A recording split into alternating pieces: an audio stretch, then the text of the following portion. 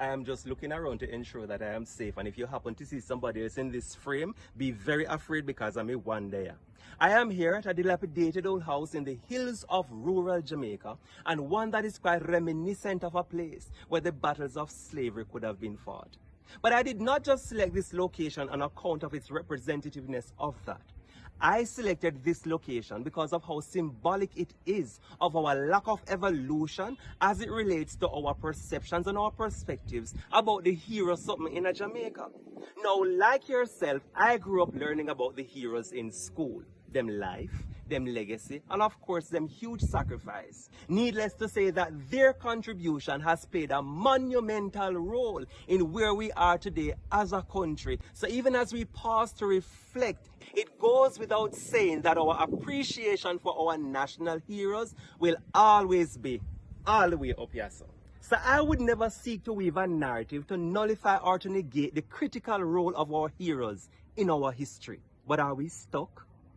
Is it that 7 is the magic number?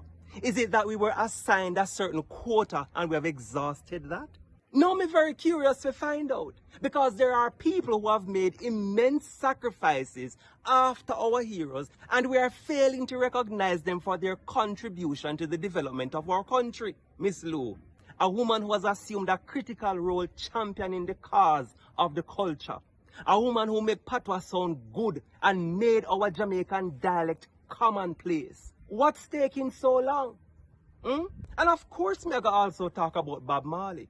Because especially at this critical time in our history, when Jamaica and do no whole heap of producing, and when a lot of our revenue comes from tourists coming to the island, literally we set on with pot because we are expecting a certain number each year. And even in death, Bob Marley has assumed such a critical role in the culture, in the music, making what we have going on in Jamaica so attractive and still playing a part in bringing people to our shores. So warm to him.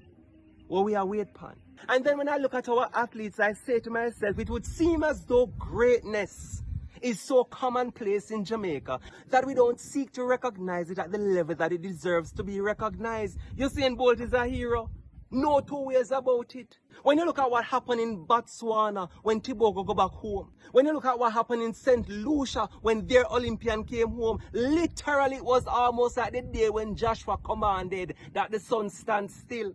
And then we have excellent athletes in Jamaica with tremendously excellent record, and we're treating it as though this just happened because it was Monday, the sun is shining and the grass is green.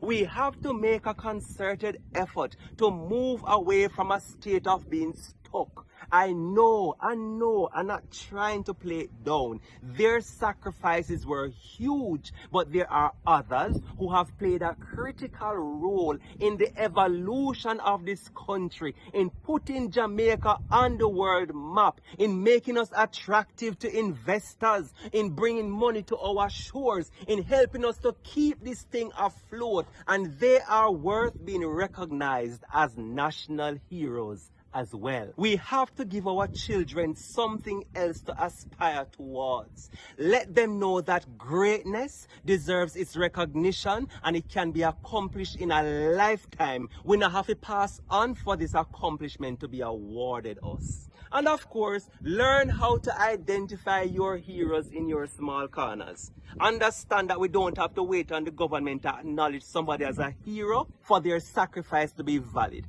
Miss Pearlie was my hero. No two ways about it. Miss Pearlie grandson representing for the culture as always and encouraging you to think on these things. Ladies and gentlemen, I thank you for the recognition that you give to me in the form of this distinction award, because I have been very patriotic for a very long time, and I'm thankful for the Governor General who is making the presentation on behalf of the Queen, although she dead. Please to bear with me because I did not bring the paper with all of the people who I want to thank, because I didn't know I was going to win. But off of the top of my head, I'd like to thank every hen who ever lay an egg down on Miss Pearlie yard, because they provide the nutrifiedness that I need to go to school each day for lunch with bread and egg. I'd like to thank my uncle, who dead and gone, may his soul rest in peace, who, when me did get the half a pencil and the two-side sharp, me did decide to turn it crossway in my two-jaw corner, him say, you must be a what's it not clot idiot, and that did actually teach me that I should not aspire to be an idiot. Ladies and gentlemen, I also want to thank Miss Vadney, who me and she did raise one goat per half. When she buy the goat and me raise the goat, and when the goat reach maturity, we sell the goat and she give me part of the money so I could make up and buy her school shoes. A moment of silence for Miss Vadney, and also may her soul rest in peace, just like the Queen my dead, where the Governor General also represents same way. I'd like to thank Mr. Kernan Spencer Leather Strap, the past principal of Red Bank All Age School. That leather strap teach me the importance of being early and not to be late. And finally, I would like to receive this distinction award on behalf of every teacher who ever saw any good in me, even the one who did double up them fists and boof me on my back for teach me the maths so me never did learn and all now me never learn it. And finally, as I receive this distinguished award from the Governor General, I am going to be into the Gleaner and into the Observer. If you see me on the road, please do not approach me. Understand that I am very dignified and very important, and no autographs, please, nor any pictures. And how could I finish this vote of thanks without mentioning these people? Last and by all means least, all of the dirty drunkard there. Weird dream.